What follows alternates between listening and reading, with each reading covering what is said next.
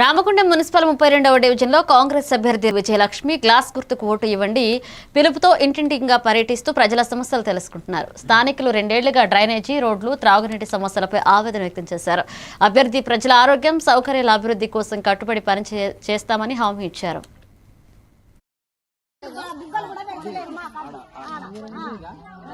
Ramagundam municipal corporation 32వ division లో అభివృద్ధి పనులు అంటే ఎట్లా ఉంటాయనంటే, ఇప్పుడు వేసే రోడ్డు మోరి, ఇక్కడ కొత్త మోరి వేస్తున్నారు.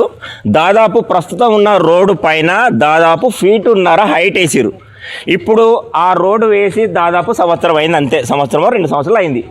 ఆ రోడ్డు మీదకి వెళ్ళి 2 ఫీట్ల హైట్లో మళ్ళీ కొత్త మోరి వేస్తే ఆ నీళ్ళన్నీ ఇక్కడ ఆగిపోతున్నాయి. ఈ నీళ్ళు ఎటు పోవాలి? ఇప్పుడే ఇట్లుందంటే వర్షాకాలము నీళ్లు అన్ని ఇండ్లకు పోతాయి. అక్కడ మా గాజు గ్లాసుకి వేసి